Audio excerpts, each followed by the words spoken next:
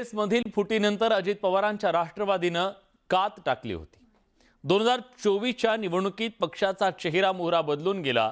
महिला वर्गाला चुचकारण्यासाठी राष्ट्रवादीनं आपला बाज बदलला।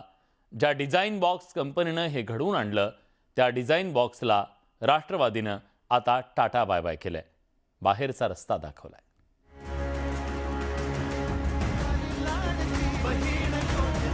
2024च्या विधानसभा निवडणुकीवेळी अजित पवारांचा राष्ट्रवादी पक्ष गुलाबी रंगात न्हाऊन निघाला होता। राष्ट्रवादीच्या प्रत्येक प्रचार कॅम्पेन गुलाबी रंगातच रंगून गेलं होतं। इतकंच काय तर खुद्द अजित पवार सुद्धा गुलाबी रंगाच्या जॅकेटमध्ये दिसले होते। प्रत्येक पोस्टर फ्लेक्स हे गुलाबी रंगसंगतीत होतं। राष्ट्रवादीच्या झेंड्यासोबत गुलाबी रंगाचे झेंडे सुद्धा सर्वत्र दिसायचे। महिला वर्गाचा कौल मिळवण्यासाठी दादांच्या राष्ट्रवादीनं हे गुलाबी रंगाचं कॅम्पेन केलं होतं। त्याचा फायदा विधानसभा निवडणुकीमध्ये दादांच्या राष्ट्रवादीला झाला। हे सगळं गुलाबी कॅम्पेन डिझाइन कोणी केलं? बॉक्स ऑफिस कंपनीनं, अर्थात नरेश अरोरा यांनी केलं। विधानसभेसाठी पक्षाची रणनीती ठरवण्यासाठी अजित पवारांनी नरेश अरोरा यांना नियुक्त केलं होतं। या निवडणुकीनंतर नरेश अरोरा राष्ट्रवादी पक्षाचा एक भाग झाले होते। अजित पवारांसोबत सगळीकडेच ते दिसायचे। मात्र आता नरेश अरोरा राष्ट्रवादीचा भाग नसणार आहेत। राष्ट्रवादी काँग्रेस पक्षानं निवडणूक रणनीतिकार नरेश अरोरा आणि त्यांची कंपनी डिझाइन बॉक्स यांच्याशी असलेला करार अधिकृतपणे रद्द केलाय। मुंबईतल्या देवगिरी बंगल्यावर सुनील तटकरे, सुनेत्रा पवार, पार्थ पवार आणि नरेश अरोरा यांची एक महत्त्वपूर्ण बैठक पार पडली। या बैठकीमध्ये सुद्धा डिझाइन बॉक्सला पुन्हा कंत्राट देण्यात येऊ नये असा सूर नेत्यांच्या बैठकीतून येताना आपल्याला बघायला मिळाला।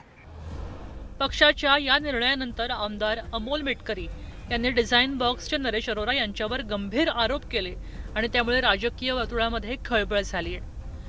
अजितदादांच्या विमानाचा अपघात की घातपात या चर्चेमागचा खरा सूत्रधार अरोरा आहेत असा दावा मेटकरींनी केलाय।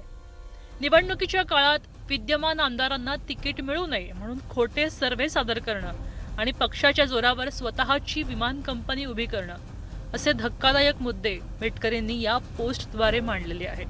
40 आमदार निवडून आल्यानंतर तू शहाणा येतो आणि डायरेक्ट अजितदादांच्या खांद्यावर हात ठेवतो आणि मग पुणे आणि पिंपरी चिंचवडचा पराभव झाला त्याची जबाबदारी कोणी घ्यायची? सगळ्या गोष्टी आपण लक्षात घेतलं पाहिजे। त्यामुळे दादांना अनेक प्रकारे चुकीचं वेगवेगळं सांगणं, नेत्यांमध्ये वितुष्ट निर्माण करणं असेल, हे अनेक प्रकार त्यांनी केलेले आहेत। अजितदादांच्या विमान अपघाताच्या संदर्भात नरेश अरोराचे कॉल डिटेल्स काढले पाहिजे, एवढं मात्र मला या निमित्तानं मुख्यमंत्र्यांना पत्र देऊन कळवायचं आहे। अजित पवारांचं अपघात प्रकरणाचा विषय लावून धरणाऱ्या रोहित पवारांनी सुद्धा काही दिवसांपूर्वी एका पत्रकार परिषदेमध्ये नरेश अरोरांविषयी गंभीर दावे केले होते। अजित पवार यांना कोट्यवधी रुपयांचं कंत्राट रद्द करायचं होतं। या कंत्राटावरनं अजित पवार आणि पक्षातले इतर काही नेते यांच्यामध्ये वाद झाला होता असा आरोप रोहित पवारांनी केला होता। या कथित वादाचा संबंध अजित पवारांच्या अपघाताशी जोडला आणि त्यानं हा विषय राजकीय वर्तुळात चर्चेचा झाला। नरेश अरोराच्या वतीने नरेश अरोराला कॉन्ट्रॅक्ट तसाच ठेवला गेला पाहिजे। नरेश अरोराचा शेकडो कोटीचा कॉन्ट्रॅक्ट जिवंत ठेवून त्या नरेश अरोराला तिथं पैसे दिलेच गेले पाहिजे अशी भूमिका काही ठराविक नेत्यांची 27 तारखेच्या बैठकीमध्ये होती, पण त्याच्या विरोधातली भूमिका ही अजितदादांची होती। सुनेत्रा वहिनी मला वाटतं आता निर्णय घेतात असं दिसून येते आणि त्यांनी निर्णय काय घेतलेले आहेत मला आजच कळलं, काही कॉन्ट्रॅक्ट पण रद्द केलेले वगैरे। त्यामुळे ते आता त्यांच्या नेतृत्वाची त्या ठिकाणी ते काम करायला सुरुवात केलेली आहे। नरेश अरोराला पुढचं असाइनमेंट देऊ नये यावर कदाचित दादा सुद्धा ठाम होते, कारण अरोरामुळे अनेक गोष्टींचे प्रॉब्लेम झाले होते। अरोरा फक्त PR एवढ्यापुरतं न करता अरोरा त्यांच्या डिसिजन मेकिंग मध्ये सुद्धा जर ढवळाढवळ करतायत अशी चर्चा जेव्हा आपल्या आमदारांकडून बाहेर येते तेव्हा हे गंभीर असतं। आता अरोरा सारखी जी माणसं जी आहे ती काही कुटील डाव साध्य करण्याकरता अजितदादांच्या मागे लावली होती अशी जी शंका बोलल्या जात आहे त्या शंकेचं निरसन देखील असं होणं जरुरीचं आहे। अत्यंत किरकोळ प्रवृत्तीच्या आणि मनोवृत्तीतून काम करणाऱ्या काही लोकांचं जे उदात्तीकरण केल्या गेलेलं आहे त्याचा मोठा फटका हा महाराष्ट्र धर्माला बसला आहे। नरेश अरोरांनी राष्ट्रवादीमध्ये आपलं स्थान निर्माण करायचा प्रयत्न केला होता। सुनेत्रा पवारांनी उपमुख्यमंत्री पदाची शपथ घ्यावी असा निरोप घेऊन अरोरा बारामतीला गेले होते. पवार कुटुंबियांचे निकटवर्तीय असल्यामुळेच पक्षातल्या प्रमुख नेत्यांनी त्यांच्यावर ही जबाबदारी सोपवली होती. उपमुख्यमंत्री म्हणून सुनेत्रा पवार यांनी शपथ घेण्याच्या आधी राष्ट्रवादीच्या नेत्यांची एक महत्त्वपूर्ण बैठक पार पडली.